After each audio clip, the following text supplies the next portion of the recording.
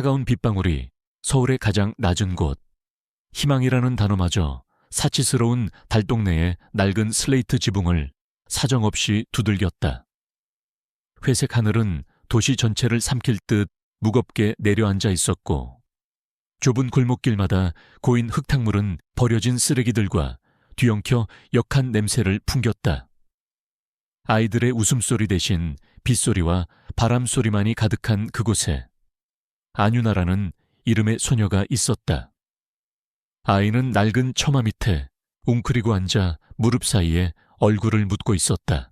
유나는 까마귀 입이라 불렸다. 아이가 무심코 내뱉은 불길한 말들이 현실이 되는 끔찍한 저주 때문이었다. 동네 아이들은 유나를 피했고 어른들은 재수 없는 아이라며 손가락질했다. 얼마 전 옆집 할머니의 기침소리를 듣고 계속 기침하시면 큰일 나요 라고 혼잣말처럼 중얼거렸는데, 다음 날 할머니가 폐렴으로 입원했다는 소식이 들려왔다. 그 이후로 유나를 향한 시선은 더욱 차가워졌고 아이는 스스로를 세상과 단절시켰다. 10살 남짓한 소녀의 어깨는 비에 젖은 솜처럼 무거웠다. 얇은 티셔츠 하나로는 초가을의 비바람을 막기에 턱없이 부족했다. 빗물에 흠뻑 젖은 머리카락이 뺨에 달라붙어 차가운 감촉을 더했지만 유나는 미동도 하지 않았다. 아이의 텅 빈 눈동자는 그저 하염없이 골목 끝을 향해 있었다. 무엇을 기다리는 것도 무언가를 생각하는 것도 아니었다. 그저 세상의 모든 소음으로부터 자신을 지키기 위한 본능적인 행위일 뿐이었다. 그때 좁은 골목길의 분위기와는 전혀 어울리지 않는 검은색 고급 세단 한 대가 서서히 모습을 드러냈다. 빗물을 튕겨내는 매끄러운 차체와 어두운 틴팅 창문은 이 동네와는 다른 세상의 것임을 증명하는 듯했다. 차는 골목길에 버려진 폐가구 더미 때문에 더 이상 나아가지 못하고 멈춰 섰다. 차 안에는 대한민국 경제를 움직이는 거대 기업 JS그룹의 총수 강태준이 앉아 있었다. 강태준은 지친 기색이 역력한 얼굴로 차창 밖을 무심히 바라보고 있었다. 최근 무리한 해외 출장과 연이은 이사회에서의 경무로 그의 신경은 날카로워질 대로 날카로워져 있었다. 게다가 얼마 전부터 시작된 원인 모를 두통과 손떨림은 그의 불안감을 증폭시켰다. 최고의 의료진도 스트레스성이라는 진단 외에는 뚜렷한 병명을 내놓지 못했다. 거대한 제국을 이끄는 왕이었지만 정작 자신의 몸 하나 마음대로 하지 못하는 무력감에 그는 종종 깊은 고독에 잠겼다. 회장님, 길이 막혔습니다. 다른 길로 돌아가야 할 것 같습니다. 운전기사의 목소리가 차 안의 정적을 깼다. 조수석에 앉아있던 최 비서가 인상을 찌푸리며 말했다. 이런 누추한 곳으로 길을 잘못 든 것 같군. 빨리 차를 돌리게. 그의 목소리에는 이 동네에 대한 노골적인 경멸이 담겨 있었다. 강태준은 아무 말 없이 창밖의 풍경을 계속 바라볼 뿐이었다. 빗속에 웅크리고 앉아있는 작은 소녀의 모습이 그의 시야에 들어온 것은 바로 그 순간이었다. 유나는 자신을 향한 시선을 느꼈는지 천천히 고개를 들었다. 검은 유리창 너머로 자신을 보고 있는 사람이 있다는 것을 직감한 듯했다. 아이의 크고 검은 눈동자가 정확히 강태준의 눈과 마주쳤다. 그 순간 강태준은 심장이 쿵 하고 내려앉는 듯한 기묘한 감각에 휩싸였다. 아이의 눈은 나이에 맞지 않게 너무도 깊고 어두워서 마치 세상의 모든 비극을 담고 있는 시면처럼 느껴졌다. 그는 자신도 모르게 마른 침을 삼켰다. 차가 후진하기 위해 천천히 움직이기 시작했다. 그 순간 유나가 자리에서 벌떡 일어났다. 아이는 무엇에 홀린 듯 비를 맞으며 차를 향해 다가왔다. 위험해, 저리 비켜. 최 비서가 놀라 소리쳤지만 유나는 아랑곳하지 않고 차 문 앞까지 다가왔다. 아이는 차갑고 축축한 손바닥을 강태준이 앉아있는 쪽의 유리창에 가만히 가져다 댔다. 입술이 작게 달싹이는가 싶더니 거의 들리지 않을 만큼 작은 목소리가 차 안으로 스며들었다. 그 길로 가지 마세요. 차가 떨어질 거예요. 너무나도 작고 연약한 목소리였지만 그 내용은 섬뜩할 정도로 명확했다. 운전기사는 헛웃음을 터뜨렸고 최 비서는 별 미친 아이를 다 보겠네. 신경 쓰지 마십시오, 회장님. 어서 출발하게 라며 운전기사를 재촉했다. 차는 부드럽게 방향을 틀어왔던 길을 되돌아가기 시작했다. 유나는 멀어지는 차의 뒷모습을 망연자실한 표정으로 바라보다가 다시 힘없이 주저앉았다. 또다시 원치 않는 말이 입 밖으로 나와버렸다. 강태준은 애써 태연한 척했지만 아이의 목소리와 눈빛이 뇌리에서 떠나지 않았다. 차가 떨어질 거야. 마치 오래된 흑백 영화의 한 장면처럼 그 말이 머릿속에서 계속해서 울려 퍼졌다. 그는 지끈거리는 관자놀이를 누르며 눈을 감았다. 피곤해서 헛것을 본 것이라고, 별일 아닐 것이라고 스스로를 다독였다. 하지만 심장 한구석에서 피어오르는 불길한 예감은 쉬이 가라앉지 않았다. 차는 곧 달동네를 벗어나 넓은 도로로 진입했다. 강태준의 개인 별장으로 향하는 길은 산 중턱을 깎아 만든 한적한 도로였다. 비 때문에 안개가 자욱하게 껴 시야가 좋지 않았다. 회장님, 예정대로 A 코스로 계속 진행할까요? 아니면 B 코스로 우회할까요? 비가 많이 와서 A 코스는 조금 위험할 수도 있겠습니다. 운전기사의 질문에 강태준은 잠시 고민에 빠졌다. A 코스는 지름길이었지만 한쪽이 낭떠러지인 위험한 구간이었다. 평소에 그였다면 시간을 절약하기 위해 망설임 없이 A 코스를 택했을 것이다. 하지만 오늘은 달랐다. 귓가에 맴도는 소녀의 목소리가 그의 결정을 망설이게 했다. 그 길로 가지 마세요. 이성적으로는 말이 안 되는 일이었다. 일개 동네 아이의 말을 믿고 중요한 결정을 바꾸는 것은 그의 방식이 아니었다. 최 비서 역시 회장님, B코스는 너무 멉니다. 곧 중요한 화상회의도 있으시지 않습니까? 라며 A코스로 갈 것을 은근히 종용했다. 강태준은 한동안 침묵을 지켰다. 그의 머릿속에서는 이성과 불길한 직감이 치열하게 싸우고 있었다. 결국 그는 깊은 한숨과 함께 입을 열었다. B코스로 가게. 안전이 우선이지. 그리고 최 비서, 혹시 모르니 내가 탈 차를 뒤에 오던 경호팀 차량과 바꾸도록 하게. 내가 탄 차는 경호팀이 뒤에서 따라오도록 하고.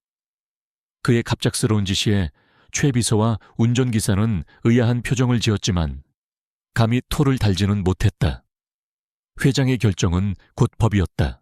두 대의 차량은 잠시 멈춰서서 자리를 바꿨다. 강태준은 경호원들이 타던 조금 더 투박한 SUV 차량으로 옮겨 탔다. 원래 그가 타고 있던 세단은 그의 뒤를 따랐다. B코스로 향하는 갈림길에 접어들었을 때 강태준은 자신도 모르게 A 코스로 향하는 길 쪽을 바라보았다. 안개 속으로 사라지는 그 길이 유난히 스산하게 느껴졌다. 그는 자신의 과민 반응을 자책하며 다시 눈을 감았다. 단지 피곤함이 만들어낸 기우일 뿐이라고 되뇌었다. 한편 달동네에 홀로 남겨진 유나는 쏟아지는 비를 온몸으로 맞고 있었다. 몸이 덜덜 떨렸지만 추위 때문만은 아니었다. 방금 전 자신이 내뱉은 말의 무게가 아이의 작은 어깨를 짓눌렀다. 아이는 그 채 타고 있던 사람이 누구인지 알지 못했다. 하지만 선명하게 보였다. 검은 세단이 부서지고 추락하고 화염에 휩싸이는 끔찍한 미래의 파편이, 그것은 아이의 의지와는 상관없이 머릿속에 떠올라 멋대로 입 밖으로 터져 나온 것이었다. 내가 또 나쁜 말을 했어. 유나는 울먹이며 중얼거렸다. 아이는 자신의 입이 저주스러웠다. 차라리 말을 하지 못했으면 좋겠다고 생각한 것이 한두 번이 아니었다. 아이는 웅크린 몸을 더욱 작게 말았다. 세상에서 가장 작고 초라한 존재가 되어 아무도 자신을 보지 못하고 자신의 말을 듣지 못하기를 간절히 바랐다. 빗소리가 점점 거세지며 아이의 작은 흐느낌을 삼켜버렸다. 세상은 언제나처럼 윤에게 무정했다. 강태준이 탄 차량이 별장에 거의 다다랐을 무렵 그의 휴대폰이 날카롭게 울렸다. 발신자는 그의 뒤를 따르던 경호팀장이었다. 그의 목소리는 다급함과 충격으로 심하게 떨리고 있었다. 회장님, 큰일 났습니다. 방금 전 A코스에서 대규모 산사태가 발생했습니다. 도로가 완전히 무너져 내렸습니다, 회장님. 만약 저희가 원래 계획대로 그 길로 갔더라면. 경호팀장의 말은 차마 끝을 맺지 못했지만 그 의미는 너무나도 명확했다. 강태준은 순간 숨을 쉴 수가 없었다. 온몸의 피가 차갑게 식는 듯했다. 그는 창밖을 바라보았다. 여전히 비는 세차게 내리고 있었다. 그의 뇌리에는 빗속에서 자신을 올려다보던 작고 검은 눈동자가 선명하게 떠올랐다. 그 길로 가지 마세요. 차가 떨어질 거예요. 그것은 아이의 장난이나 망상이 아니었다. 그것은 명백한 예언이었고 그 예언이 자신의 목숨을 구했다. 온몸에 소름이 돋았다. 초의 비서. 강태준의 목소리는 평소와 달리 미세하게 떨리고 있었다. 네, 회장님. 초의 비서 역시 창백하게 질린 얼굴로 간신히 대답했다. 아까 그 아이, 우리가 길을 잘못 들었던 그 동네의 그 아이 말이야. 당장 사람을 풀어서 그 아이를 찾아. 무슨 수를 써서라도 반드시 내 눈앞에 데려와. 그의 목소리에는 거스를 수 없는 단호함이 실려 있었다. 그것은 단순한 호기심이 아니었다. 자신의 목숨을 구한 불가사의한 존재에 대한 경외감과 알 수 없는 운명의 이끌림이었다. 그 시간, 유나는 차가운 방바닥에 누워 얕은 잠에 빠져 있었다. 아이는 꿈을 꾸고 있었다. 꿈속에서 아이는 끝없이 펼쳐진 어두운 숲을 헤매고 있었다. 사방에서 까마귀들이 울어댔고 그 소리는 아이의 귓가에서 너 때문이야 라고 속삭이는 것만 같았다. 아이는 두려움에 떨며 주저앉아 울었다. 그때 어디선가 다가온 커다란 그림자가 아이의 머리 위로 따뜻한 외투를 덮어주었다. 유나는 고개를 들어 그림자의 주인을 보려 했지만 거센 빛 때문에 얼굴을 제대로 볼 수 없었다. 그저 자신을 내려다보는 시선이 무척이나 따뜻하다는 것만을 어렴풋이 느낄 수 있을 뿐이었다. 다음 날 아침, 대한민국은 충격적인 뉴스로 떠들썩했다. 유력 대기업 JS그룹의 강태준 회장 개인 별장으로 향하는 A코스 산악도로에서 대규모 산사태가 발생하여 도로가 완전히 유실되었다는 소식이었다. 뉴스는 밤새 이어진 폭우를 사고의 원인으로 지목했지만 만약 사고 시간에 그곳을 지나던 차량이 있었다면 생존 가능성은 전무했을 것이라는 전문가의 소견을 덧붙였다. 언론은 천운이 도왔다며 안도했지만 그 천운의 실체를 아는 몇몇 사람들에게는 전혀 다른 의미로 다가왔다. 강태준은 자신의 별장 서재에서 거대한 통유리창 너머로 비가 그친 풍경을 바라보고 있었다. 어제의 폭우가 거짓말처럼 하늘은 맑게 개어 있었지만 그의 마음은 여전히 폭풍우가 몰아치는 한가운데에 있었다.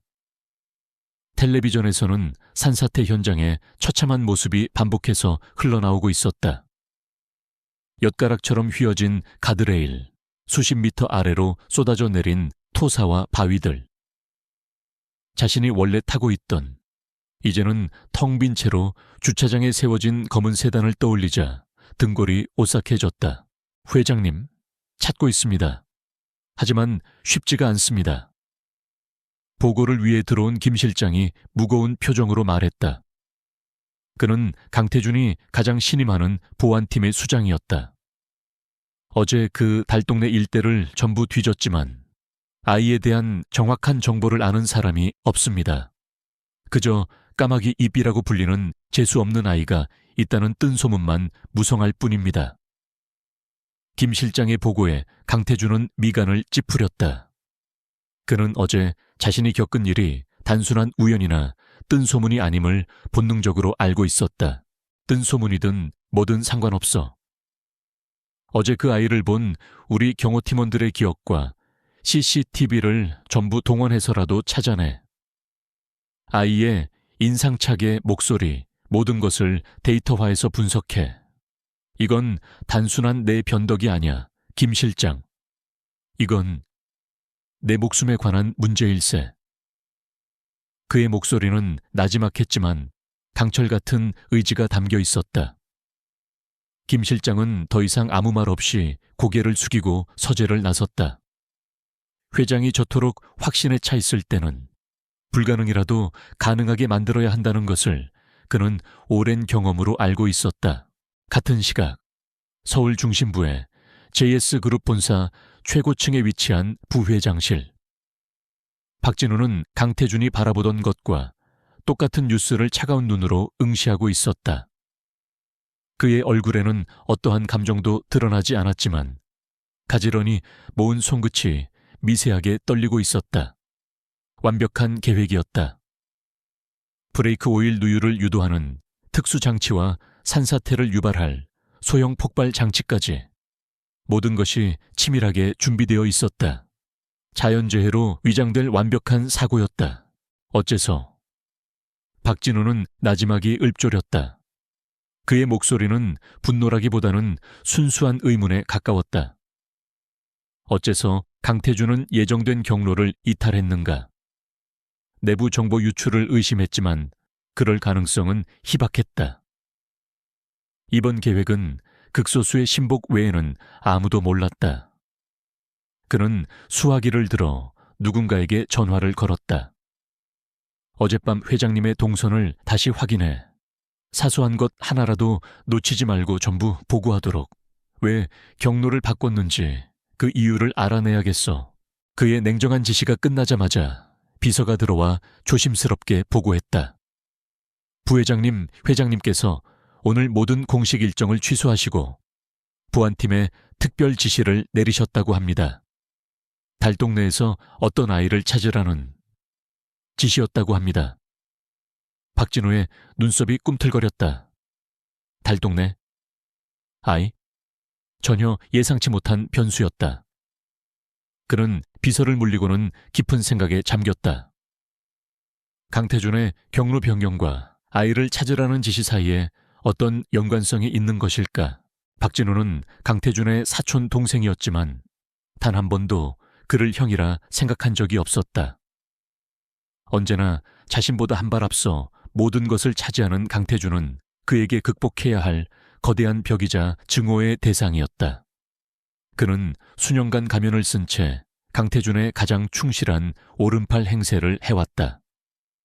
그의 신뢰를 얻기 위해 자신의 모든 것을 바쳤고 마침내 JS그룹의 2인자 자리에 올랐다.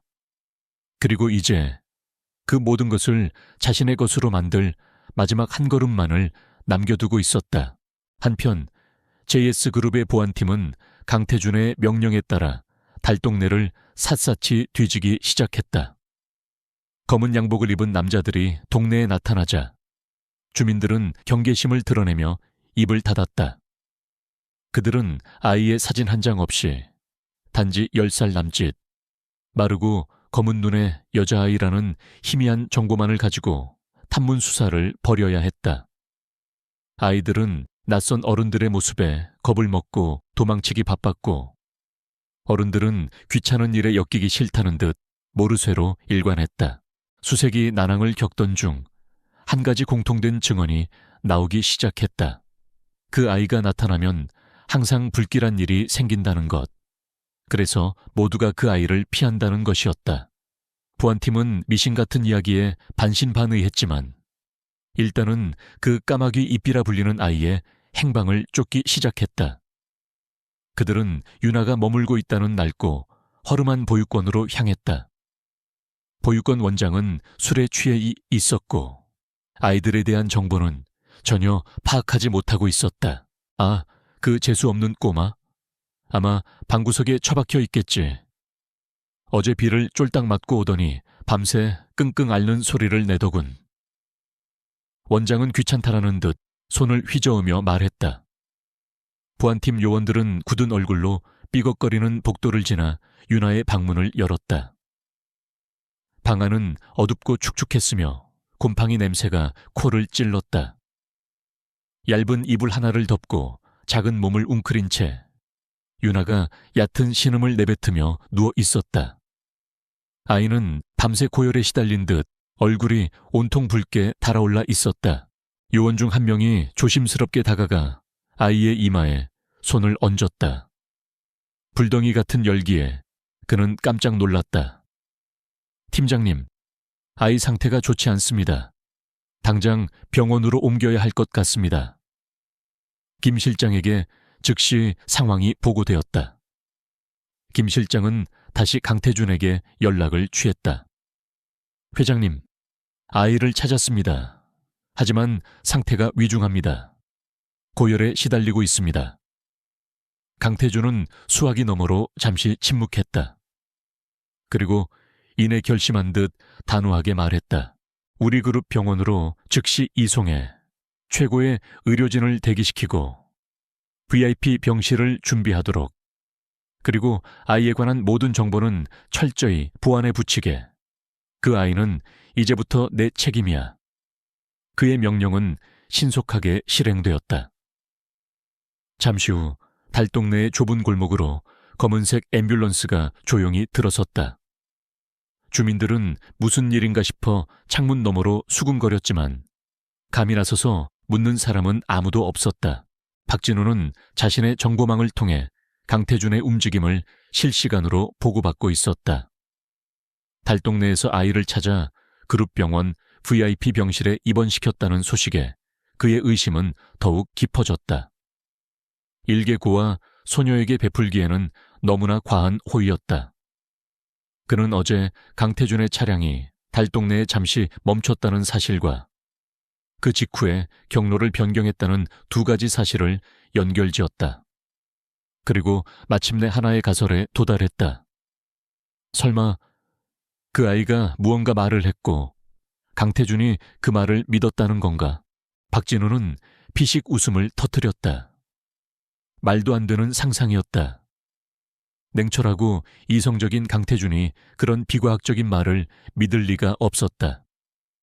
하지만 그것 말고는 이 모든 상황을 설명할 방법이 없었다. 그는 자신의 신복에게 새로운 지시를 내렸다. 병원에 있는 우리 사람을 움직여. 그 아이가 누구인지, 무슨 능력을 가졌는지 알아내. 그리고 강태준이 그 아이에게 어느 정도의 의미를 두고 있는지도. 그의 눈빛이 차갑게 빛났다. 만약 그 아이가 강태준의 새로운 약점이라면 그것을 이용하지 않을 이유가 없었다. 유나는 의식이 없는 상태로 병원으로 옮겨졌다. 아이의 작은 몸은 온갖 의료 장비에 둘러싸였고 최고의 의료진이 아이의 곁을 지켰다. 꿈속에서 유나는 여전히 어두운 숲을 헤매고 있었다. 하지만 더 이상 혼자가 아니었다. 어제 꿈에서 보았던 거대한 그림자가 아이의 손을 잡고 함께 걷고 있었다. 그 손은 무척이나 따뜻하고 단단해서 유나는 처음으로 마음속 깊은 곳에서부터 우러나오는 안정감을 느꼈다. 강태준은 병실 밖에서 유리창을 통해 잠들어 있는 유나의 모습을 지켜보고 있었다. 핏기 없는 얼굴, 가늘게 떨리는 속눈썹, 작은 몸에 연결된 링거줄. 저 연약한 아이가 어떻게 그런 끔찍한 미래를 보았고 어떻게 자신을 구했는지 그는 도무지 이해할 수 없었다. 하지만 한 가지는 분명했다. 저 아이는 자신에게 단순한 생명의 은인을 넘어선 운명적인 존재라는 강한 예감이었다. 그는 자신의 인생이, 그리고 JS그룹의 운명이 저 작은 아이로 인해 거대한 전환점을 맞이하게 될 것임을 직감하고 있었다. 운명의 메아리는 이제 막 울리기 시작했을 뿐이었다. 안윤아가 눈을 떴을 때 가장 먼저 느낀 것은 낯선 소독약 냄새와 믿을 수 없을 만큼 푹신한 침대의 감촉이었다. 아이는 천천히 몸을 일으켰다. 온몸을 짓누르던 열기는 사라지고 대신 기분 좋은 나른함이 남아있었다.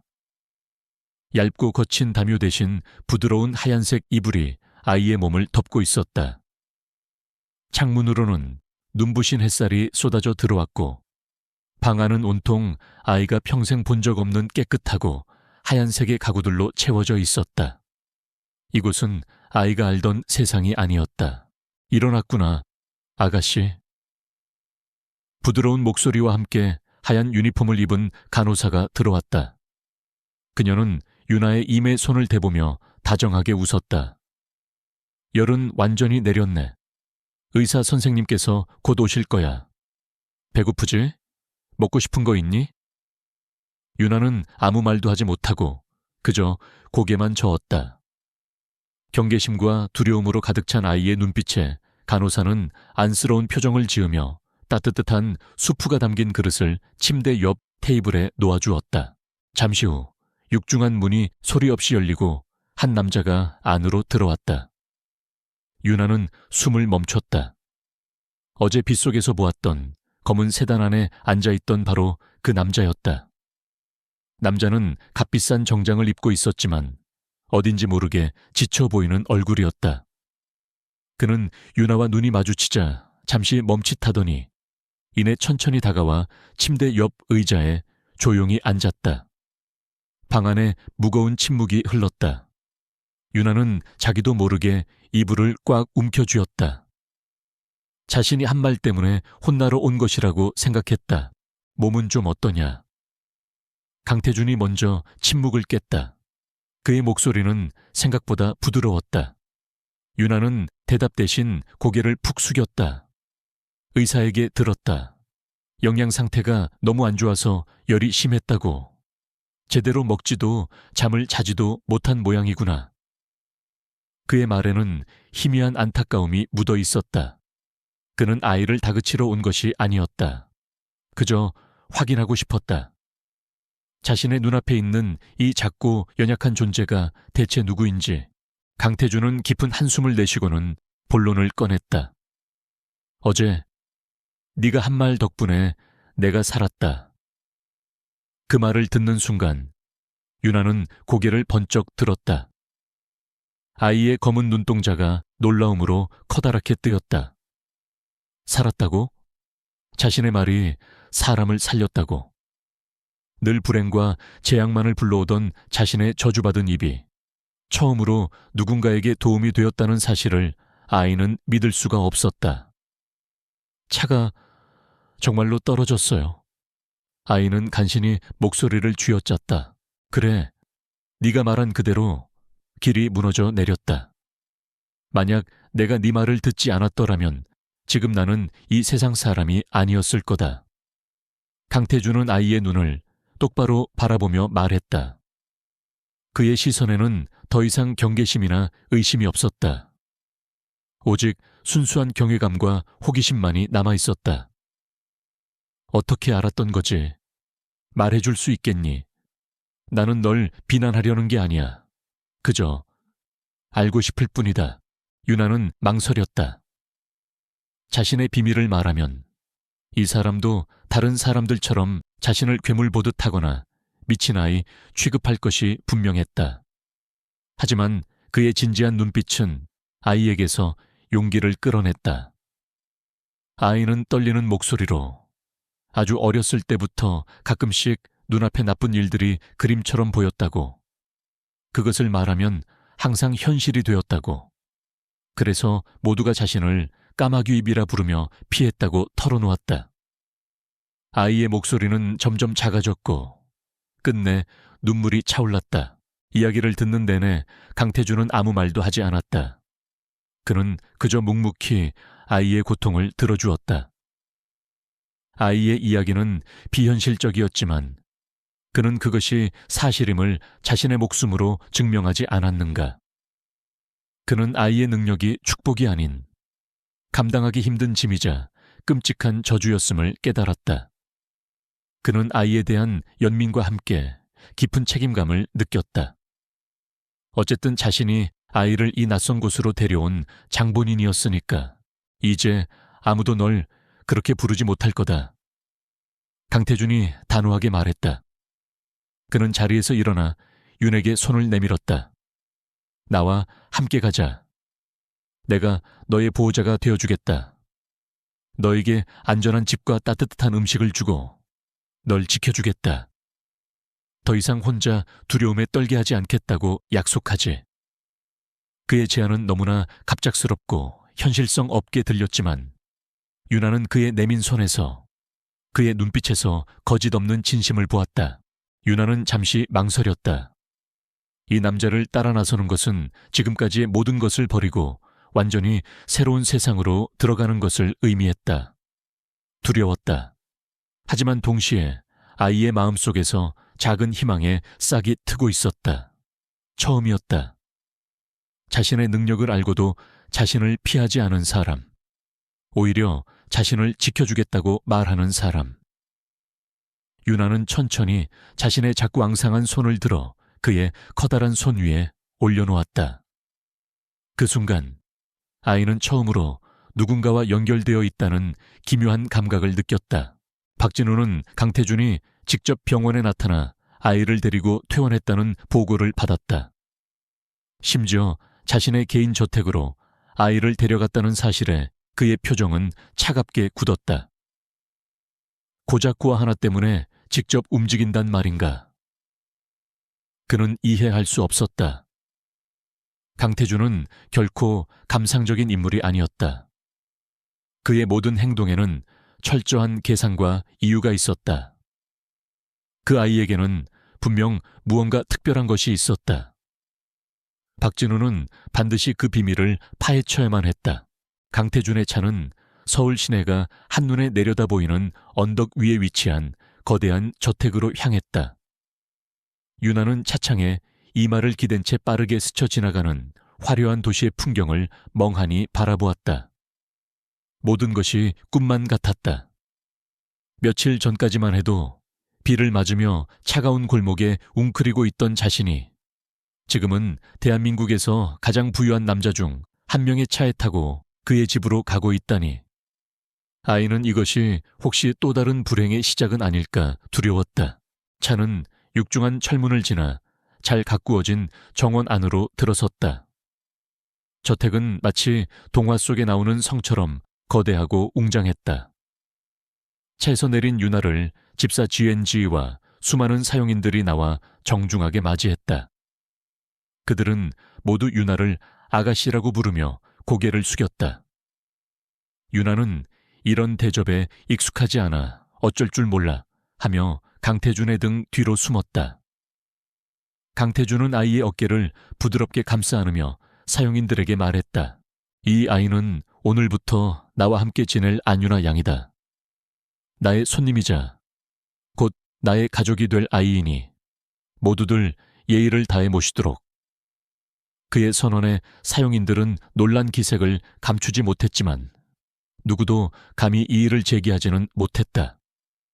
강태준은 유나를 데리고 저택 안으로 들어섰다. 화려한 샹들리에, 높은 천장, 값비싼 예술품들. 유나는 마치 거대한 박물관에 들어온 듯한 기분에 압도당했다. 강태준은 윤에게 앞으로 지내게 될 방을 안내했다. 보육권의 좁고 어두운 방과는 비교도 할 수 없을 만큼 넓고 화사한 방이었다.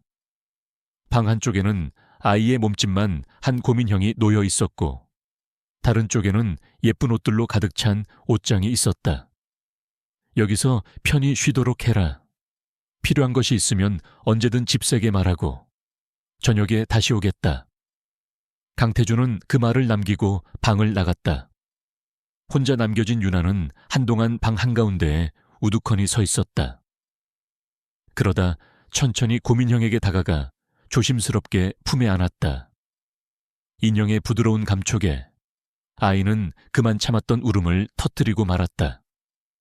그것은 서러움의 눈물이 아닌 태어나서 처음 느껴보는 안도감과 따뜻함의 눈물이었다.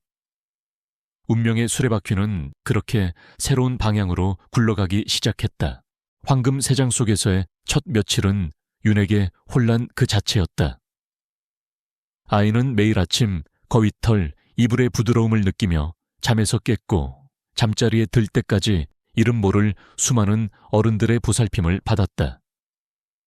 처음에는 어색해서 제대로 씹지도 못했던 고급스러운 음식들은 점차 아이의 앙상했던 뺨에 살을 찌웠고 디자이너가 골라준 예쁜 옷들은 더 이상 아이를 초라하게 만들지 않았다. 하지만 유나는 여전히 말이 없었고 그림자처럼 조용히 거대한 저택을 맴돌았다. 아이의 눈은 저택의 모든 것을 담았다. 대리석 바닥에 차가운 감촉, 벽에 걸린 추상화의 난해한 색채, 정원에서 풍겨오는 낯선 꽃향기까지.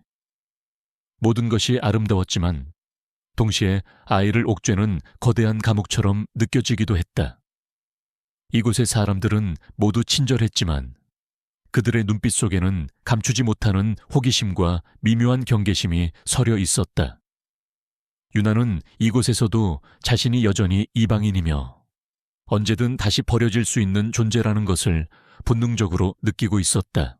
강태주는 그런 유나의 모습을 묵묵히 지켜보았다. 그는 아이에게 섣불리 다가가지 않았다. 대신 아이가 스스로 새로운 환경에 적응할 때까지 충분한 시간과 공간을 주었다. 그는 매일 저녁 식사를 아이와 함께 했고 서재에서 업무를 볼 때도 아이가 소파 한쪽에서 조용히 책을 보는 것을 허락했다. 그는 유나가 단순한 행운에 마스코트나 미래를 보는 도구가 아님을 알고 있었다. 아이는 깊은 상처를 가진 한 명의 인간이었고 그에게는 아이의 상처를 보듬어줄 책임이 있었다. 며칠이 지난 어느 날 저녁, 강태주는 자신의 사촌이자 JS그룹의 부회장인 박진우를 저택으로 초대했다. 그는 유나를 세상에 드러내기 전에 가장 믿는 사람에게 먼저 소개하고 싶었다. 또한 박진우의 날카로운 시선이라면 자신이 보지 못하는 유나의 다른 면을 발견해 줄지도 모른다는 막연한 기대도 있었다. 그는 박진우의 검은 속내를 전혀 눈치채지 못한 채 그를 자신의 유일한 혈육이자 가장 신뢰하는 동반자라고 굳게 믿고 있었다. 형님, 이 아이가 형님이 말씀하시던 그 아이군요. 박진우는 유나를 보자마자 특유의 부드럽고 매력적인 미소를 지어 보였다. 그는 값비싼 로봇 장난감을 선물로 내밀며 유나의 눈높이에 맞춰 몸을 낮췄다. 만나서 반갑다, 유나야. 나는 박진우라고 해. 앞으로 자주 보게 될 테니 우리 친하게 지내자. 그의 목소리는 꿀처럼 달콤했고 행동은 흠잡을 데 없이 완벽했다. 하지만 유나는 그가 내민 선물을 받지 않고 저도 모르게 강태준의 등 뒤로 한 걸음 물러섰다. 유나는 박진우에게서 느껴지는 섬뜩한 항의를 설명할 수 없었다.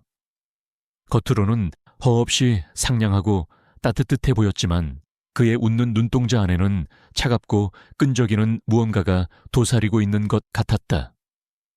마치 아름다운 꽃들 사이에 숨어있는 독사처럼. 강태준은 유나의 낯가림이라고 생각하며 어색한 분위기를 수습했다.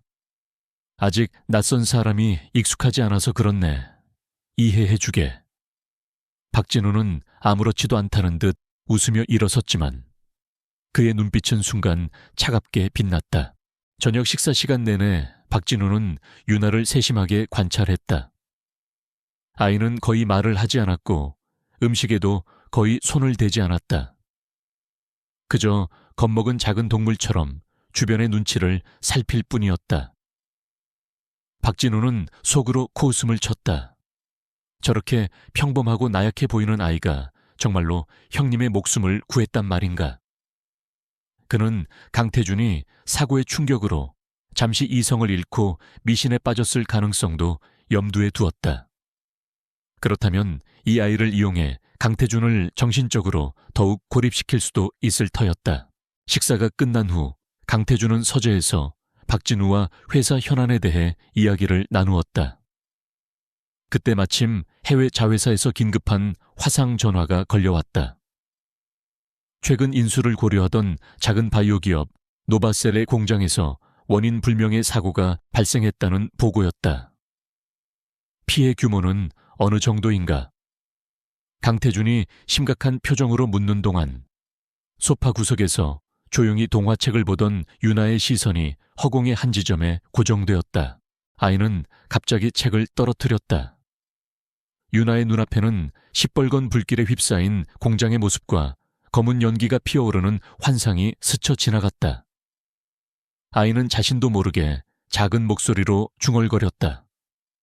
그 회사 불이 날 거예요. 전부 타버릴 거예요. 그 목소리는 너무나 작아서 하마터면 강태준은 듣지 못할 뻔했다.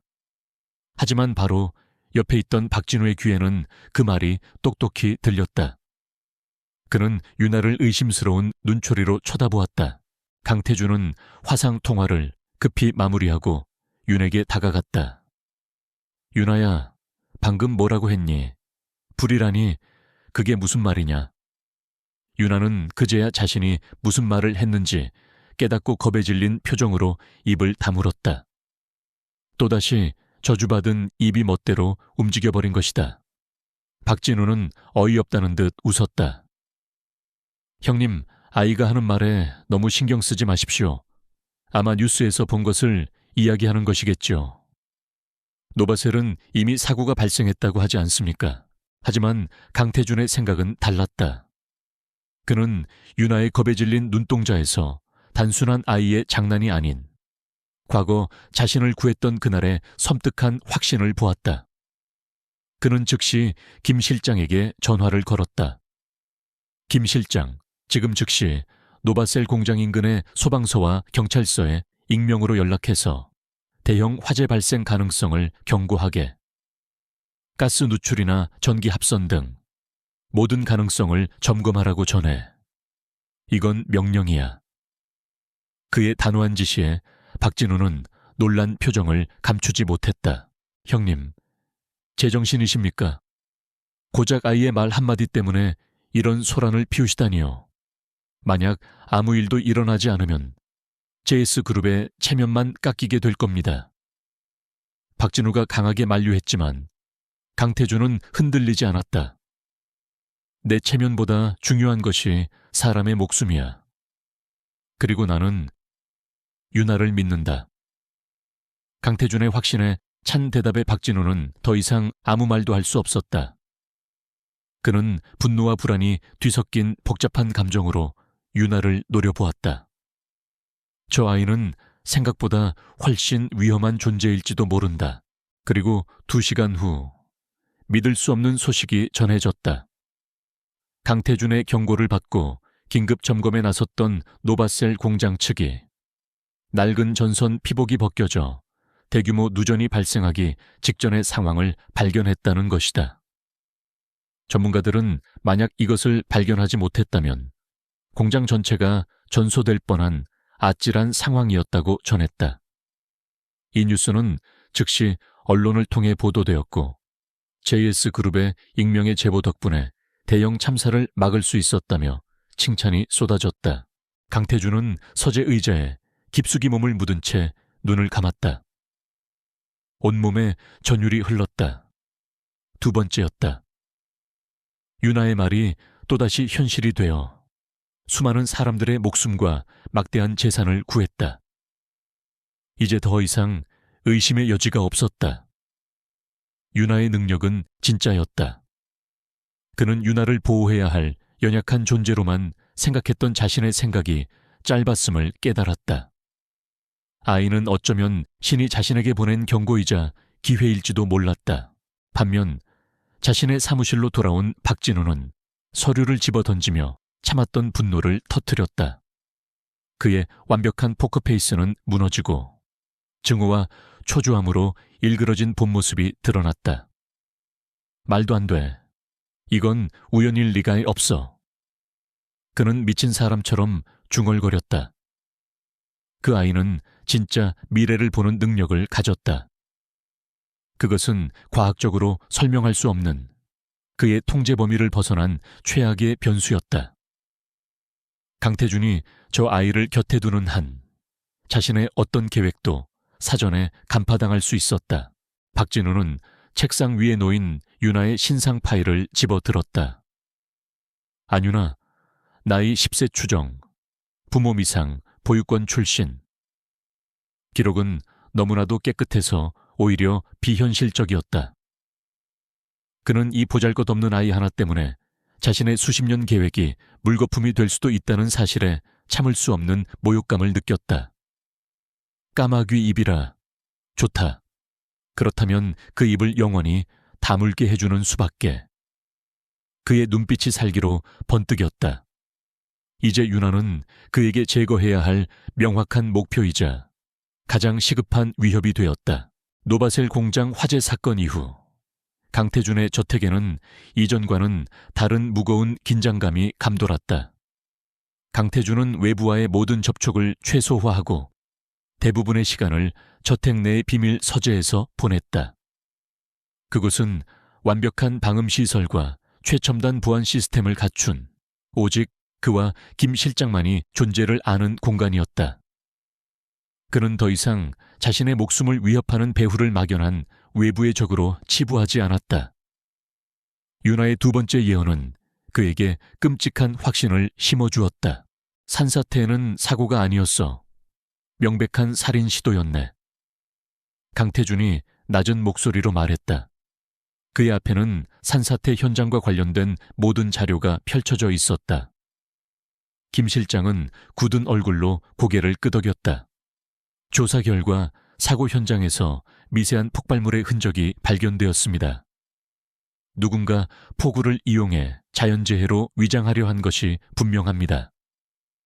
또한 회장님이 타시려던 차량의 브레이크 라인에서도 인위적인 손상의 흔적을 발견했습니다. 이중으로 함정을 파놓은 것입니다.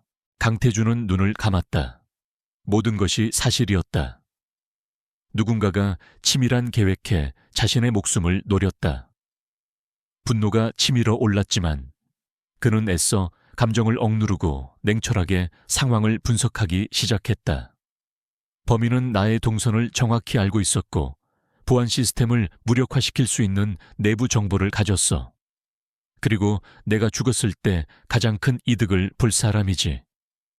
그의 말에 김 실장의 얼굴이 더욱 어두워졌다. 범인이 내부에 있다는 것을 인정하는 셈이었기 때문이다. 지금 이 순간부터 아무도 믿지 말게. 내 그림자조차도. 이 조사는 우리 두 사람만 아는 최상급 기밀이야. 모든 용의자를 원점에서부터 다시 검토하게. JS그룹의 모든 임원, 그리고 나의 친인척까지도. 예외는 없네. 강태준의 명령은 얼음처럼 차가웠다. 수십 년간 동고동락해온 동료들과 가족까지 의심해야 한다는 사실이 그의 가슴을 무겁게 짓눌렀지만 살아남기 위해서는 어쩔 수 없는 선택이었다. 한편 유나는 며칠간의 평온 끝에 다시 깊은 악몽에 시달리기 시작했다. 노바셀 공장의 화재를 예견한 이후 아이는 눈에 띄게 기력을 잃었다. 마치 자신의 생명력을 대가로 미래를 엿보는 것처럼 예언의 크기가 클수록 아이의 몸은 쇠약해졌다. 그날 밤 유나는 다시 불덩이 같은 고열에 휩싸였다. 아이는 식은땀을 흘리며 잠꼬대를 하기 시작했고 그 소리를 들은 사용인이 놀라 강태준에게 달려갔다. 강태준이 유나의 방에 도착했을 때 아이는 악몽 속에서 허우적거리고 있었다. 싫어. 오지마. 저리 가. 아이는 무언가 끔찍한 것을 보는 듯 필사적으로 고개를 저었다.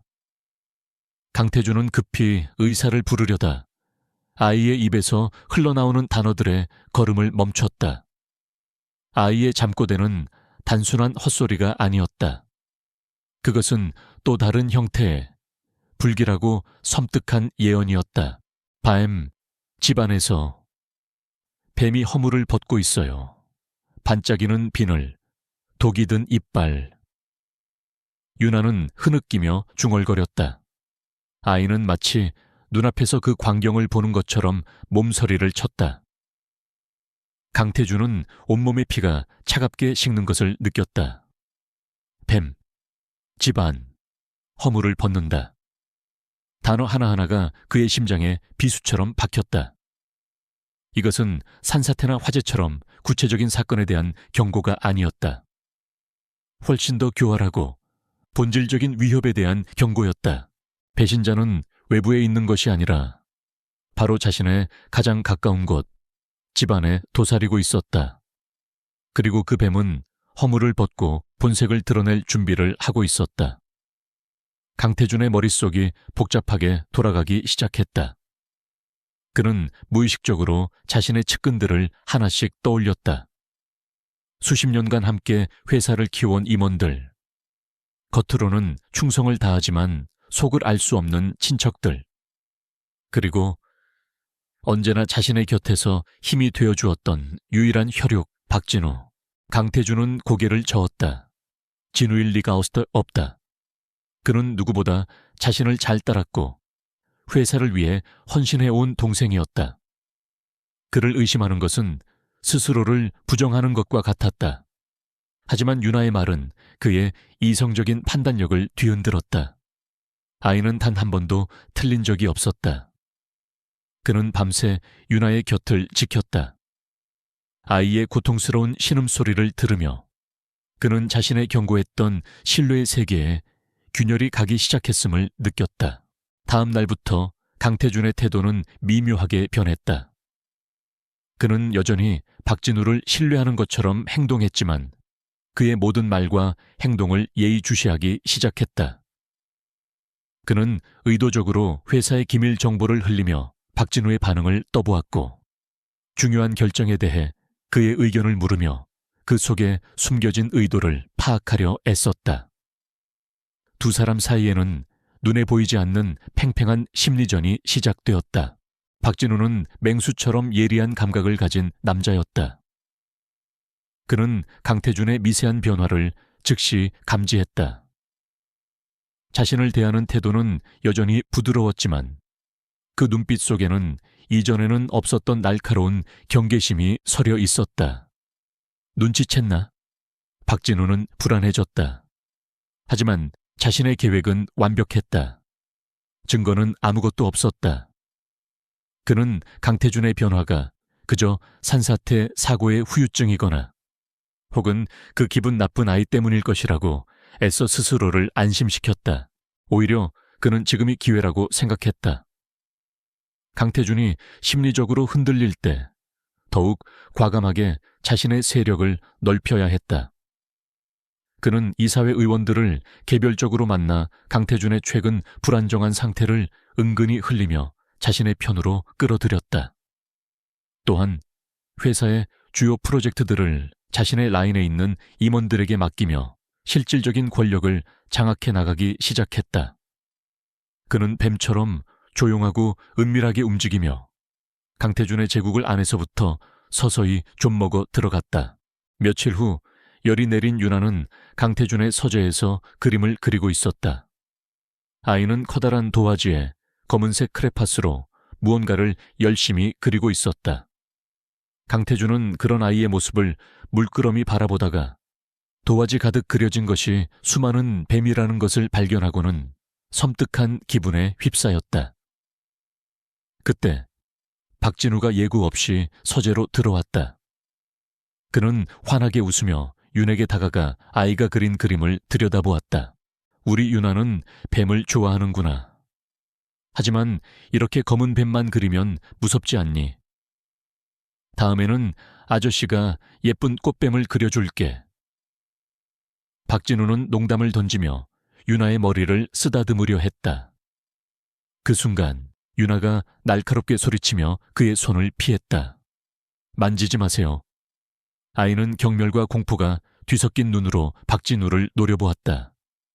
그리고 나지막이, 하지만 서재 안의 모든 사람이 들을 수 있을 만큼 분명하게 말했다. 당신 몸에서 뱀 냄새가 나요. 서재 안의 공기가 순간 얼어붙었다. 박진우의 얼굴에서 미소가 사라졌다. 강태준은 숨을 멈춘 채 두 사람을 번갈아 보았다. 윤아의 말은 마치 예리한 칼날처럼 위태롭게 유지되던 세 사람의 관계를 갈라놓는 결정적인 한마디였다. 박진우는 당황한 기색을 애써 감추며 헛웃음을 지었지만 그의 눈빛은 사리로 번뜩이고 있었다. 이제 더 이상 어설픈 탐색전은 무의미했다. 뱀은 자신의 존재를 부정당하자 마침내 독이 든 이빨을 드러낼 준비를 시작했다. 당신 몸에서 뱀 냄새가 나요. 윤아의 그 한마디는 박진우의 마지막 이성의 끈을 끊어버렸다. 그는 간신히 거진 미소를 지어 보이며 서재를 나섰지만 저택의 육중한 문이 등 뒤에서 닫히는 순간 그의 얼굴은 살기로 차갑게 굳어졌다. 차에 올라탄 그는 운전기사에게 거친 목소리로 소리쳤다. 출발해. 그는 더 이상 기다릴 수 없었다. 저 기분 나쁜 계집애가 강태준의 귀에 무슨 말을 더 속삭이기 전에 모든 것을 끝내야만 했다. 탐색전은 끝났다. 이제는 전면전이었다. 다음 날 JS그룹은 발칵 뒤집혔다. 박진우 부회장이 긴급 이사회를 소집했기 때문이었다. 명분은 그룹의 차세대 성장 동력으로 기대를 모으던 유럽 신재생 에너지 사업 프로젝트에서 심각한 재무적 허점이 발견되었다는 것이었다. 그가 제시한 자료는 충격적이었다. 수천억 원 규모의 투자금이 증발했으며 프로젝트를 총괄하던 윤 전무가 해외 비자금을 조성했다는 정황이 담겨 있었다. 윤 전무는 강태준이 가장 아끼고 신임하는 최측근 중 한 명이었다. 평생을 JS그룹에 헌신해온 정직한 인물이었다. 이사회는 순식간에 혼란에 빠졌다. 박진우는 비통한 표정으로 자신이 직접 확인한 결과라며 이 모든 사태의 책임은 윤 전무를 무조건적으로 신임하고 제대로 된 감사를 시행하지 않은 강태준 회장에게 있다고 주장했다. 그의 주장은 교묘했고 그가 내민 증거 자료들은 너무나도 완벽해서 반박할 여지가 없어 보였다. 강태준은 이 모든 것이 박진우가 파놓은 함정임을 즉시 알아차렸다. 윤 전무를 공격하는 것은 곧 자신을 공격하는 것과 같았다. 박진우는 자신의 가장 튼튼한 팔다리 중 하나를 잘라내어 자신을 고립시키려는 속셈이었다. 강태준은 분노했지만 섣불리 행동할 수 없었다. 박진우가 제시한 증거들은 교묘하게 조작된 것이 분명했지만 지금 당장 그 허점을 찾아내기란 불가능에 가까웠다. 그는 일단 윤 전무를 직위 해제하고 진상조사위원회를 꾸리는 것으로 한 발 물러설 수밖에 없었다. 이사회가 끝난 후 강태준의 입지는 눈에 띄게 흔들리기 시작했다. 이사들 사이에서는 그의 리더십에 대한 의구심이 피어났고 박진우의 영향력은 급격히 커져갔다. 박진우는 이 기회를 놓치지 않고 회사의 주요 보직에 자신의 사람들을 앉히며 실질적인 권력을 장악해 나갔다. 마치 거대한 성의 주춧돌을 하나씩 빼내어 무너뜨리려는 것처럼 그의 공격은 집요하고 치밀했다.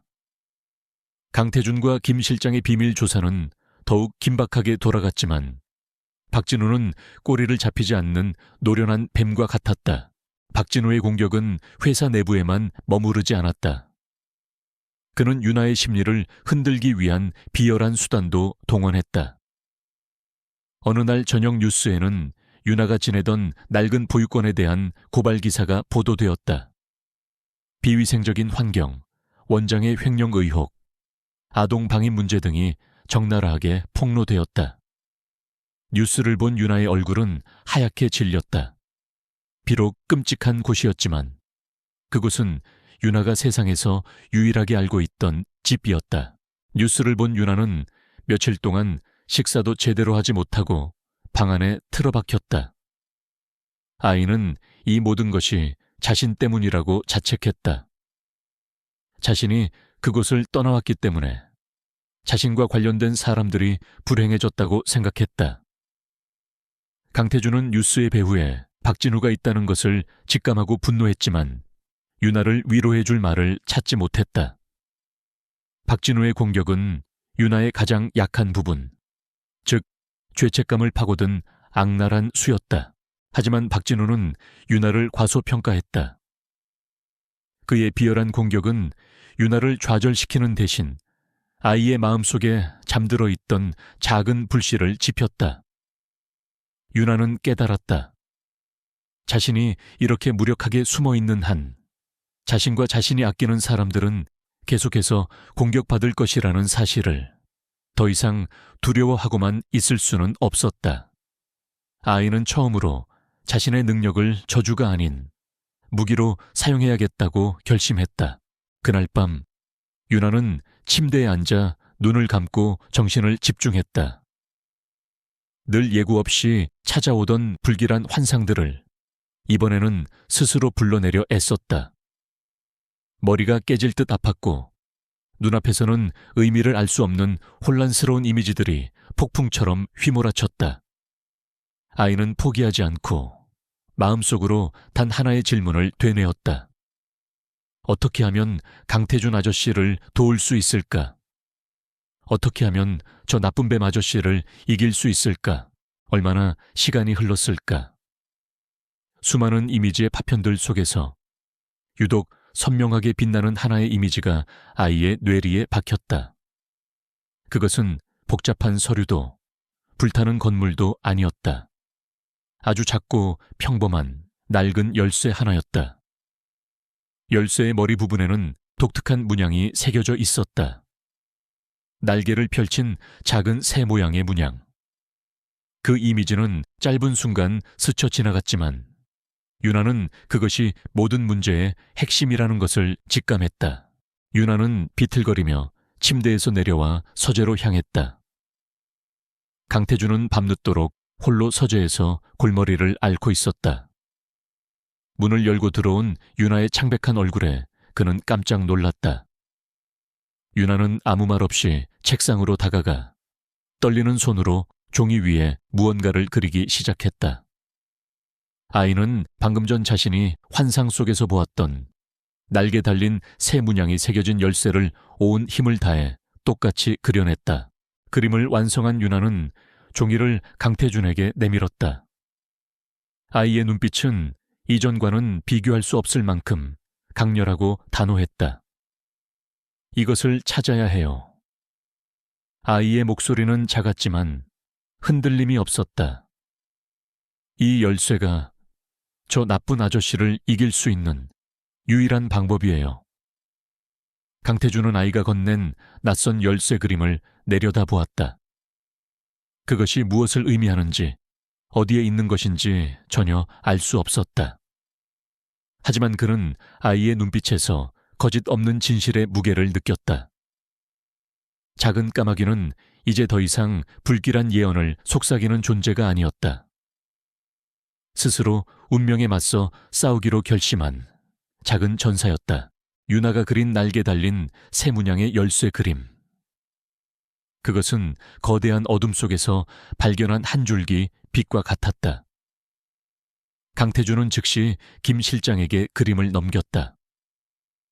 수년간 국정원에서 특수요원으로 활동했던 김 실장은 그림을 보자마자 눈을 번뜩였다.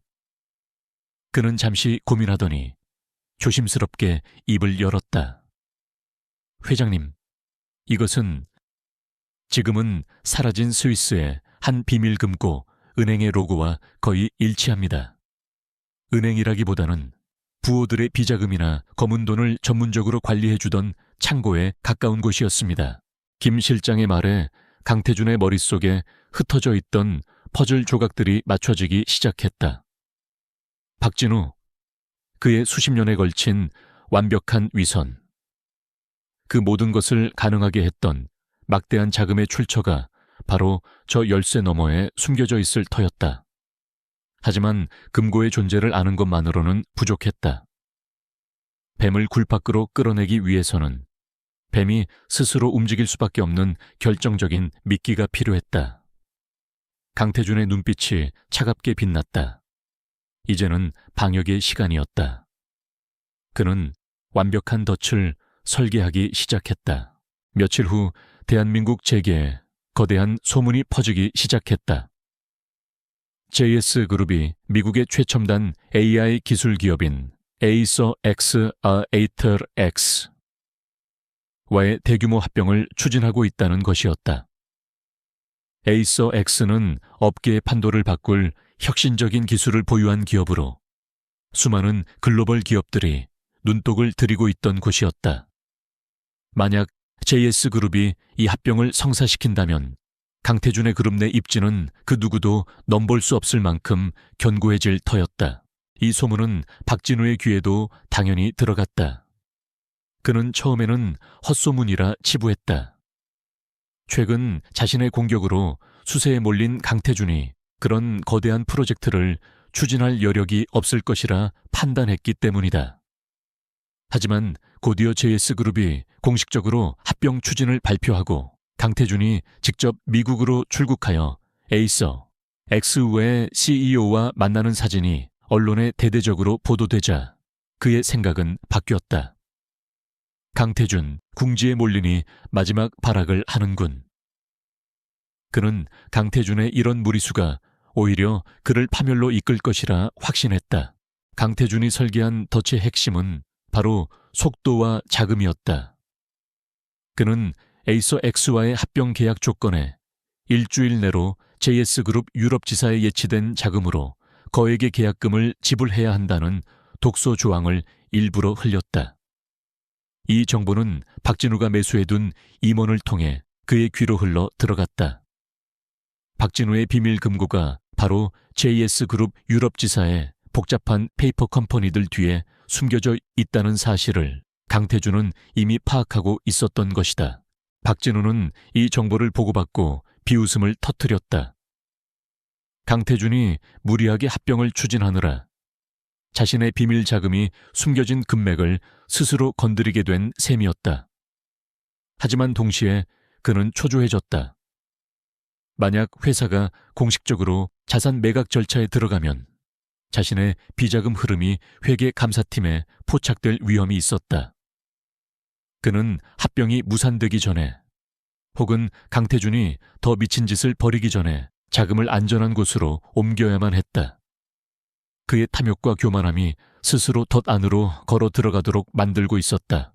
강태준은 미국에서 귀국한 후 의도적으로 지치고 불안한 모습을 연기했다.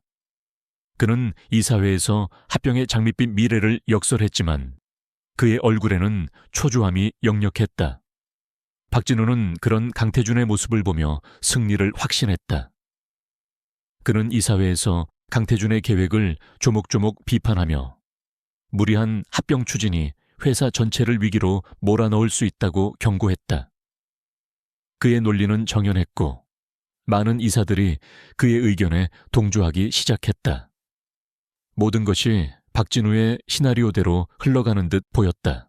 그날 밤 유나는 또다시 악몽을 꾸었다. 꿈속에서 유나는 박진우가 어두운 방 안에서 수많은 서류에 사인을 하는 모습을 보았다. 그런데 그가 펜으로 서명하는 곳마다 붉은 피가 배어나와 종이를 적셨다. 유나는 잠에서 깨어나 식은땀을 닦았다. 아이는 곧장 강태준의 서재로 달려갔다. 아저씨, 나쁜 아저씨가 계약서에 사인을 하고 있어요. 그런데 계약서가 온통 피로 물들고 있어요.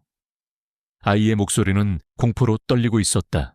유나의 경고는 강태준에게 마지막 확신을 주었다. 피로 물든 계약서. 그것은 분명 박진우가 자신의 검은 돈을 옮기기 위해 서명할 이체 서류를 의미하는 것이었다. 덫은 완벽하게 설치되었고 이제 뱀이 미끼를 무는 순간만을 기다리면 되었다. 강태준은 윤아의 머리를 부드럽게 쓰다듬으며 말했다. 괜찮다, 윤아야. 이제 곧 모든 것이 끝날 거야. 네가 우리 모두를 구하게 될 거다. 박진우는 마침내 움직이기 시작했다. 그는 자신의 스위스 비밀 계좌 관리인에게 연락해 모든 자금을 조세피난처의 유령 회사 계좌로 옮기라는 지시를 내렸다. 그는 이 모든 통화와 이메일이 JS그룹의 보안팀, 즉 김 실장의 정예 요원들에게 24시간 감시당하고 있다는 사실을 꿈에도 알지 못했다. 그는 자신의 완벽한 승리를 축하하며 최고급 와인을 땄다. 그는 강태준이라는 거대한 산을 마침내 넘었다고 생각했다. 모든 것이 완벽한 연극이었다. 에이서X의 CEO는 강태준의 오랜 친구였고 합병 소문은 모두 이 연극을 위해 기획된 것이었다. 강태준은 박진우의 탐욕과 오만함을 정확히 꿰뚫어 보았고 그가 스스로 파멸의 길을 걷도록 유도했다. 그는 자신의 목숨을 위협했던 적과 같은 방식으로 교활한 심리전과 치밀한 계획으로 상대를 올가맨 것이다. 이제 남은 것은 뱀의 목을 확실하게 끊어버릴 마지막 한 수뿐이었다. 그때 김 실장이 다급한 표정으로 강태준의 서재문을 열고 들어왔다. 그의 목소리에는 흥분과 긴장감이 뒤섞여 있었다. 회장님, 움직였습니다. 박진우가 방금 전 스위스 은행 계좌에 자금 전액을 이체하기 위한 최종 서류에 서명했습니다. 모든 거래 내역과 통화 기록, 증거를 확보했습니다. 그 말을 듣는 강태준의 눈이 서늘하게 빛났다. 마침내 길고 길었던 사냥의 끝이 보이기 시작했다. 덫은 완벽하게 작동했고 뱀은 독이 든 이빨을 드러낸 채 덫의 한가운데에 갇혀 있었다. 결전의 날 JS그룹 본사 빌딩은 폭풍 전야처럼 고요하면서도 팽팽한 긴장감에 휩싸여 있었다. 박진우는 의기양양하게 로비로 들어섰다. 그는 마주치는 모든 임직원에게 부드러운 미소와 함께 인사를 건넸다.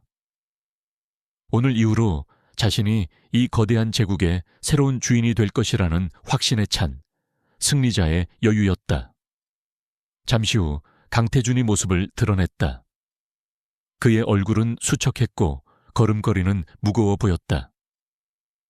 그는 박진우와 짧게 눈을 마주쳤을 뿐 아무 말 없이 곧장 이사회실로 향했다. 그 모습은 박진우의 눈에 패배를 직감한 자의 초라한 뒷모습으로 비쳤다. 이사회실의 거대한 원목 테이블에는 그룹의 명운을 쥔 이사들이 모두 착석해 있었다. 박진우는 회의가 시작되자마자 의장석에 앉은 강태준을 똑바로 바라보며 포문을 열었다. 그는 유려하고 설득력 있는 목소리로 강태준의 리더십 부재를 조목조목 비판했다. 특히 무리하게 추진하다 결국 실패로 돌아간 에이서X 합병건을 집중적으로 공격하며 이로 인해 회사가 입게 될 막대한 손실과 신뢰도 하락을 부각시켰다. 존경하는 이사 여러분, 저는 더 이상 강태준 회장님의 독단적인 경영을 좌시할 수 없습니다. 회사를 위기에서 구하기 위해 저는 오늘 이 자리에서 강태준 회장에 대한 해임 결의안을 공식적으로 발의하는 바입니다. 박진우의 선언에 회의장은 술렁였다. 그는 자신이 준비한 합병 실패와 그로 인한 손실 규모가 상세히 적힌 조작된 자료들을 스크린에 띄웠다. 모든 것이 그의 시나리오대로 완벽하게 흘러가고 있었다. 이사들 대부분이 그의 편으로 기운 것이 눈에 보였다. 투표가 시작되기 직전 침묵을 지키고 있던 강태준이 처음으로 입을 열었다. 그의 목소리는 지쳐 보였지만 이상하리만치 차분하고 단단했다. 투표에 앞서 이사 여러분께 마지막으로 보여드릴 것이 있습니다. 박 부회장이 보여준 회사의 과거가 아닌 우리가 마주해야 할 이 회사의 진짜 미래에 대한 프레젠테이션입니다. 강태준의 말에 박진우는 속으로 코웃음을 쳤다. 구차한 변명이라고 생각했다. 회의실의 조명이 어두워지고 스크린이 다시 켜졌다. 하지만 화면에 나타난 것은 기업 로고나 재무제표가 아니었다. 대신 박진우의 목소리가 회의실 전체에 울려 퍼지기 시작했다. 자금은 예정대로 버진 아일랜드로 옮겨주게. 흔적은 남기지 말고. 스위스 계좌 관리인과의 통화 녹음 파일이었다. 박진우의 얼굴이 하얗게 굳었다. 당황한 그가 소리치기도 전에 화면은 수십 년간의 자금 횡령 내역이 담긴 비밀 계좌의 거래 내역서로 바뀌었다. 화면 한 구석에는 윤아가 그렸던 날개 달린 새 문양이 선명하게 찍혀 있었다. 이게 다 뭐야? 전부 조작이야. 말도 안 되는 소리. 박진우가 미친 사람처럼 소리쳤다. 하지만 프레젠테이션은 멈추지 않았다. 다음 화면에는 그가 어떻게 윤 전무에게 누명을 씌웠는지에 대한 증거 자료들이 나타났다. 그리고 마지막으로 회의장 전체를 얼어붙게 만든 영상이 재생되었다. 산사태를 유발하고 차량을 조작했던 청부업자들이 모든 범행을 자백하는 영상이었다. 그들의 배후로 박진우의 최측근 비서의 사진과 그와의 통화 기록이 화면을 가득 채웠다. 같은 시각 저택의 서재에서 윤아는 대형 스크린을 통해 이 모든 상황을 지켜보고 있었다. 아이는 더 이상 두렵지 않았다. 아이의 눈에는 이사회실의 모습과는 다른 또 다른 환상이 선명하게 보였다. 화려한 조명 아래 서 있는 박진우. 그의 얼굴에는 아름답지만 차가운 가면이 씌워져 있었다. 강태준의 증거들이 하나씩 공개될 때마다 그 가면에는 금이 가기 시작했다. 그리고 마침내 모든 진실이 밝혀지는 순간 가면은 산산조각나며 바닥으로 떨어져 내렸다.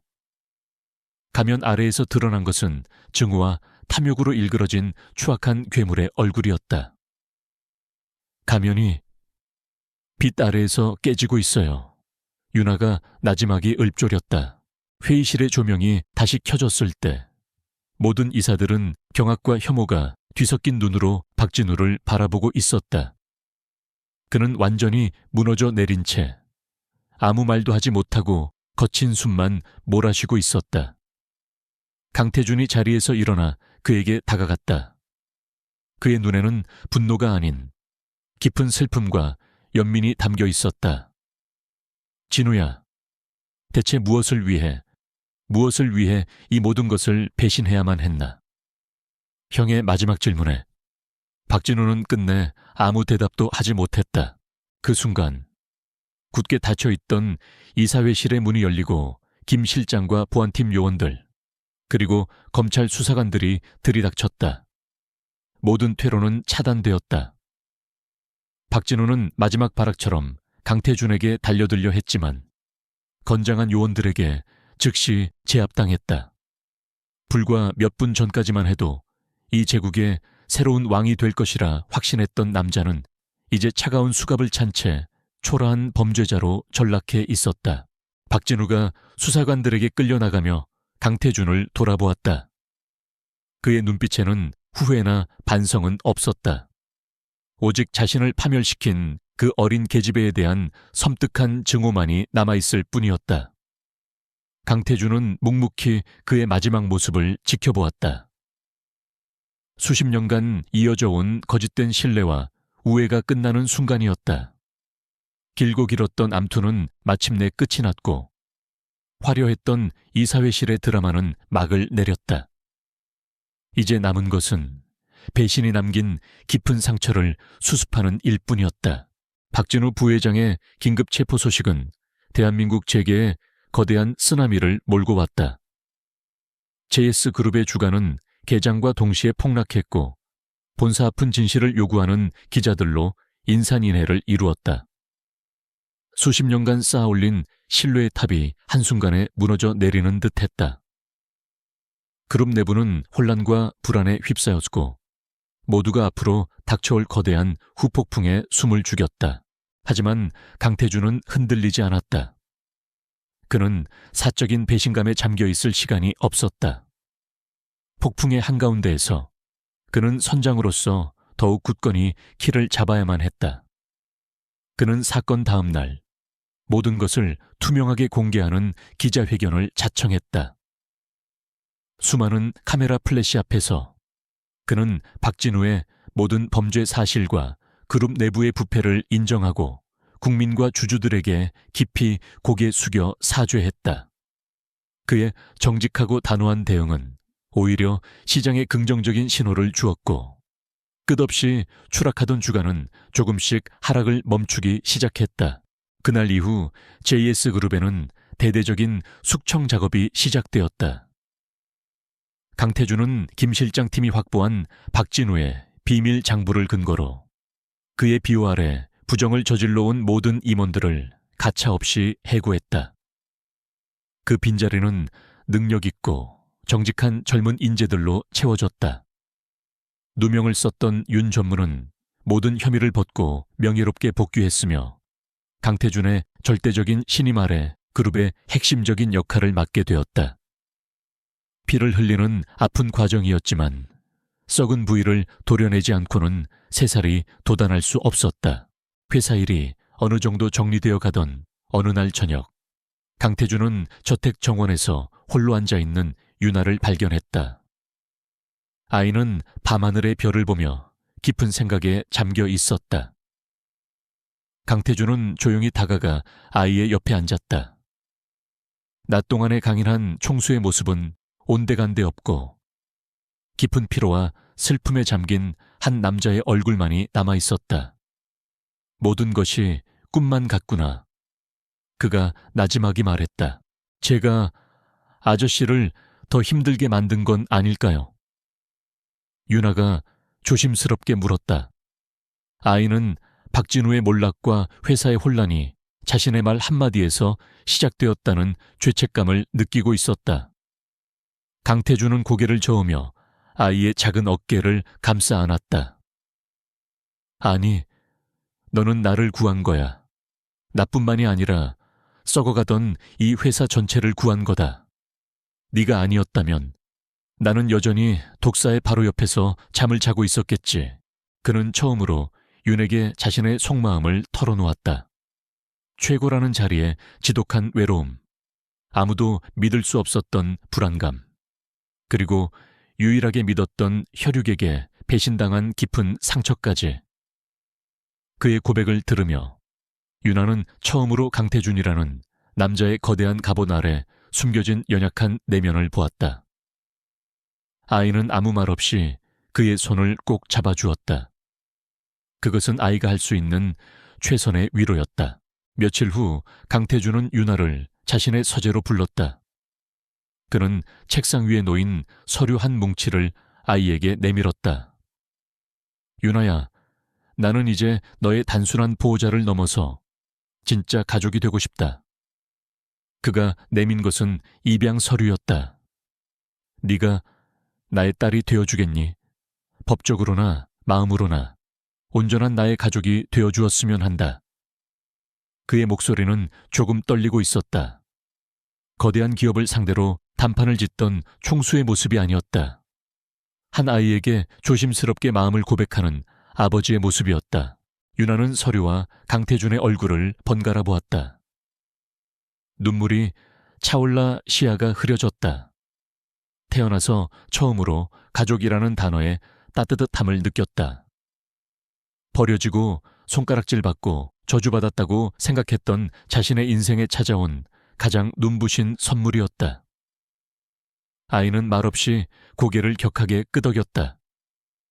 그 어떤 대답보다도 더 확실한 긍정이었다. 그날 이후로 아이는 더 이상 버려진 고아 안윤아가 아닌 JS그룹 강태준 회장의 외동딸 강윤아가 되었다. 새로운 가족이 생긴 윤에게는 작은 변화들이 찾아왔다.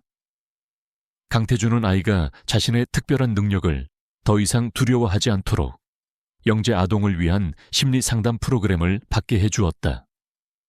윤아는 상담을 통해 자신의 능력이 초자연적인 저주가 아니라 남들보다 극도로 발달한 직관력의 한 형태일 수 있다는 것을 배우게 되었다. 아이는 자신의 감정과 환상을 분리하고 그것들을 통제하는 명상법을 익히기 시작했다. 이제 유나는 더 이상 미래의 파편들이 보일 때마다 공포에 떨지 않았다. 오히려 그것을 자신과 소중한 아버지를 지키기 위한 일종의 경고 시스템으로 받아들이기 시작했다. 아이의 입에서 나오는 말들은 더 이상 불길한 저주가 아니었다. 그것은 다가올 위험을 미리 알려주는 조용한 속삭임이자 더 나은 선택을 할 수 있게 도와주는 지혜의 목소리가 되어가고 있었다.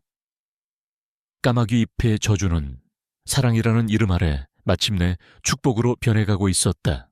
폭풍이 지나간 지 몇 달 후에 어느 맑은 아침, JS그룹은 강태준의 강력한 리더십 아래 빠르게 안정을 되찾고 있었다. 강태준과 유나는 정원에서 함께 아침 식사를 하고 있었다. 유나가 잼을 바른 토스트를 한 입 베어 물더니 무심코 하늘을 보며 말했다. 오늘 오후에 비가 올 것 같아요, 아빠. 우산을 챙기셔야겠어요. 그 말에 강태준은 잠시 멈칫하더니 이내 환하게 웃었다. 그는 집사를 불러 가장 큰 우산을 준비해달라고 말했다. 그의 미소 속에는 윤에 대한 절대적인 신뢰와 마침내 찾은 평온한 일상에 대한 깊은 감사가 담겨 있었다. 8년 후 세월의 강은 많은 것을 바꾸어 놓았다. JS그룹은 한때 대한민국을 뒤흔들었던 총수 일가의 추문과 배신이라는 거대한 상처를 이겨내고 더욱 견고하고 투명한 기업으로 다시 태어났다. 강태준의 과감한 개혁과 윤리 경영 선언은 위기를 기회로 바꾸었고 이제 JS그룹은 존경받는 혁신 기업의 대명사가 되어 있었다. 강태준의 머리카락에는 희끗희끗한 세월의 흔적이 자리 잡았지만 그의 눈빛은 과거 어느 때보다도 평온하고 깊어져 있었다. 아빠, 저 왔어요. 맑고 청가한 목소리와 함께 회장실 문이 열리고 18살의 숙녀가 된 강윤아가 안으로 들어섰다. 8년 전 비에 젖은 채 두려움에 떨던 작고 앙상했던 소녀의 모습은 어디에도 없었다. 길고 검은 생머리에 교복을 단정하게 차려입은 유나는 누구보다 밝고 당당했다. 하지만 그 깊이를 알 수 없는 검은 눈동자만은 예전 그대로 세상의 이면을 꿰뚫어 보는 듯한 고요한 빛을 담고 있었다. 왔구나, 우리 딸. 오늘 마지막 모의고사는 어땠어? 강태준은 서류에서 눈을 떼고 세상에서 가장 따뜻한 미소로 딸을 맞았다. 유나는 그의 책상 앞으로 다가와 의자에 앉으며 가볍게 어깨를 으쓱해 보였다. 그럭저럭요. 그런데 시험보다 아빠가 보고 계신 저 서류가 더 흥미로워 보이네요. 뭐예요? 아이의 시선은 강태준이 검토하던 신규 해외 투자 제안서에 닿아 있었다. 그것은 아프리카 사막 지역에 대규모 친환경 농업단지를 건설하는 프로젝트였다. 막대한 초기 비용과 불확실성 때문에 많은 임원들이 반대하는 안건이었다. 강태준은 웃으며 제안서를 윤에게 건네주었다. 그는 중요한 결정을 내리기 전에 종종 윤아의 의견을 묻곤 했다. 그것은 아이의 특별한 능력에 의존하는 것이 아니었다. 세상을 맑고 순수한 눈으로 바라보는 딸의 직관과 지혜를 믿기 때문이었다. 윤아는 제안서를 천천히 넘겨보았다. 아이는 악몽 같은 환상을 보지 않았다. 그저 눈을 감고 서류의 감촉을 느끼고 그 안에 담긴 사람들의 염원을 느끼려 애썼다. 잠시 후 윤아는 부드러운 미소와 함께 눈을 떴다. 이 프로젝트, 왠지 기분이 좋아요, 아빠. 마치 메마른 사막에 푸른 숲을 가꾸는 것 같은 느낌이에요. 당장은 힘들겠지만 나중에는 아주 많은 사람들에게 시원한 그늘이 되어줄 거예요. 강태준은 딸의 대답에 만족스러운 미소를 지었다. 그의 마음속 저울은 이미 이 프로젝트 쪽으로 기울어 있었다. 유나의 말은 그의 결정에 마지막 확신을 더해주었다. 네 덕분에 아빠가 또 용기를 얻는구나.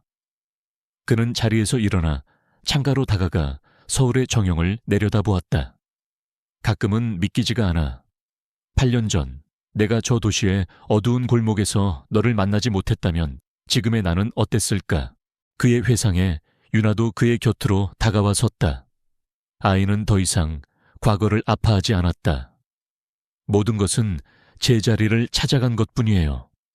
아빠는 저를 만나 저를 구해주셨고 저는 아빠를 만나 제 자신을 구했어요. 그리고 우리는 서로를 만나 가족이 되었죠. 유나의 담담한 말에 강태준은 가슴 벅찬 감동을 느꼈다. 그는 모든 것을 잃을 뻔한 위기 속에서 세상 그 무엇과도 바꿀 수 없는 가장 소중한 보물을 얻었다. 수감된 박진우는 몇 년 전 교도소에서 병으로 세상을 떠났다. 그는 마지막 순간까지도 자신의 죄를 뉘우치지 않았다고 했다. 강태준은 그 소식을 듣고 하룻밤을 꼬박 세웠다. 증오도 분노도 아니었다. 그저 한때는 가족이었던 한 남자의 그릇된 욕망이 만들어낸 비극에 대한 깊은 허무함과 슬픔이었다. 유나는 자신의 아픈 과거가 시작되었던 그 달동네를 잊지 않았다. 아이는 강태준과 함께 자신의 이름으로 된 자선재단을 설립했다. 재단의 첫 번째 사업은 바로 그 낡고 비참했던 보육원을 완전히 허물고 아이들이 꿈을 키울 수 있는 최신식 시설의 보육원으로 재건축하는 것이었다. 유나는 종종 그곳을 찾아 아이들과 함께 시간을 보냈다.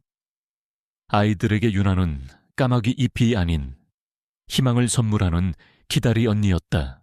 어느덧 해가 저물고 서울의 거리는 하나둘씩 불을 밝히기 시작했다.